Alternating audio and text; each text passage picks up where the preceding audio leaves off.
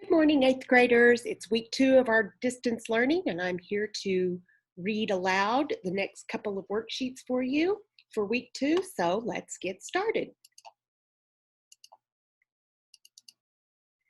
All right, the first passage is called A Meal of Eel. This week we are concentrating on sequencing. So we're going to read the story, and after the story, we're going to answer questions about the sequence of events in the story. And remember that sequence means the order of things. Here we go. The eel is a fish, but it has no scales. It is able to breathe in or out of the water. It looks like a snake. The American eel can live in both saltwater and freshwater. American eels begin life as eggs in the sea near Puerto Rico. When they hatch from eggs, the babies look like thin, see-through leaves. For about a year, they drift on ocean currents and eat plankton. Plankton is the tiny animal and plant life in water. Eventually, currents carry the eels thousands of miles north to the United States. There, the young eels swim to bodies of fresh water, such as lakes and rivers, and feed on the fish and animals at the bottom.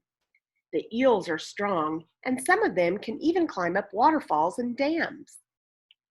As the eels grow older, their bodies become longer and turn yellow. It takes about 10 years for these yellow eels to become full grown. When they become adults, they change color again. They turn black and silver, and then they are called silver eels.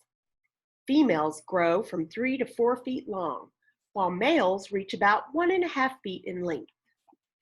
Finally, it's time to make eggs, so they all swim to reach the ocean.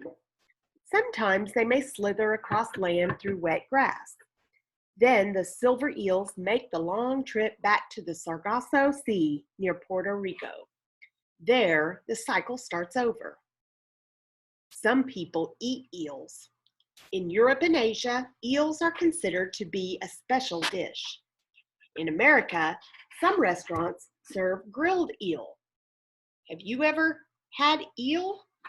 You can eat them with barbecue sauce. I personally think that sounds disgusting, but to each his own. Wrong way. All right, question 1. Put these events in the order that they happened. What happened first? Write the number 1 on the line by that sentence. Then write the number 2 by the sentence that tells what happened next. Write the number 3 by the sentence that tells what happened last. First line says, yellow eels mature to be silver eels. Second line says, silver eels swim back to the Sargasso Sea. Third line says, currents carry baby eels to the United States. Put those in order in how they happened in the story. Number 2, when do eels eat plankton? A, before they've hatched, B, while they drift in the ocean, or C, after they eat fish? Number 3, when do the eels swim in fresh water? A, before they look like leaves, B, after they reach the United States, or C, after they lay eggs? Number 4, when did the yellow eels turn black and silver? A, after they make eggs, B, when they become adults, or C, before they are see-through? And number 5, when do eels return to the Sargasso Sea? A, when they swim up dams, B, when they are ready to breathe air, or C, when it's time to make eggs? All right, moving on to the next story called Land Ho. On September 30, 1492, sailors on 3 ships, the Pinta, the Nina, and the Santa Maria, were worried. They had left the shores of Spain weeks before. No one knew what lay ahead. They hoped for a safe voyage across the vast ocean. They also hoped that they would see land soon, but land was nowhere in sight. Then their luck changed. They began to notice signs of land. First, they saw a large flock of birds flying overhead. They even heard the birds call out. Then the crew of the Pinta spotted green reeds floating in the water. Sailors on the other ships also began to see signs of land. Those on the Nina saw a stick covered with barnacles. Barnacles are shellfish that grow on rocks and the bottoms of boats. The sailors began to have more hope. Christopher Columbus was the leader of the group. He urged the crew to be more watchful than ever.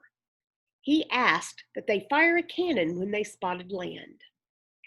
Then at 10 o'clock at night on October 11th, Columbus saw a light. Columbus did not trust his own senses.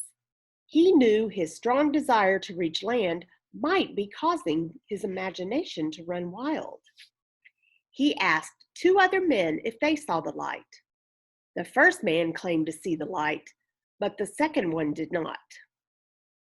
The moon rose before midnight and lit the water. With their eyes scanning the water, the sailors on all 3 ships watched silently. 2 hours later, everyone heard the blast of a cannon. The men on the Pinta had seen land, and all the men cheered. All right, question number 1. We're going to put these events in the order that they happened. What happened first? Write the number 1 on the line by the sentence. Then write the number 2 by the sentence that tells what happened next. Write the number 3 by the sentence that tells what happened last. First line says, the sailors saw signs of land. Second says, the sailors heard the blast of a cannon. Third says, the sailors cheered. Question 2, when did the sailors notice signs of land? A, before they left Spain, B, before October 11, or C, after they heard a cannon blast? Number 3, when did sailors see reeds in the water? After a whale swam by, after birds flew by, or after everyone cheered? Question 4, when did Columbus see a light? A, at 10 o'clock at night, B, at midnight, C, at dawn. Number 5, when did everyone hear the sound of the cannon blast? A, before Columbus saw land, B, before the Pinta sank, or C, after the Pinta crew saw land. All right, that's it for this week. I want to encourage you that if you need to talk to me, please email me at smccoy@wpsok.org.